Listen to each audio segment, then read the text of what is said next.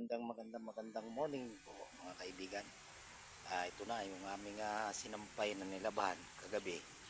Nilabas na ng aking may bahay. At salamat, lumabas na rin yung haring araw. Madalas po kasi yung mulan rito, kaya mga sinampay namin nahirapang magpatuyo. Yan, napakaraming sinampay ng aking misis. Pati dito sa labas ng aming bakuran.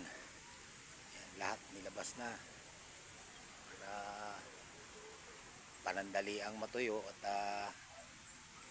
baka mamaya dumating na naman yung ulan.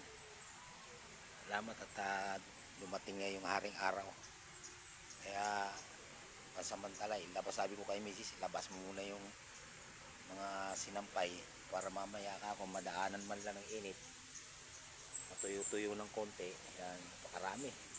Matuyo-tuyo siya ng konti para kahit na itapat na lang mamaya sa electric fan para matuyo siya.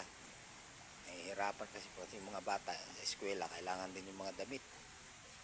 Ano pa umuwi mamaya at bibihisa na naman. Hirap nung panahon ganitong panahon ng tag-ulan. Maraming salamat po. Magandang morning po sa inyong lahat.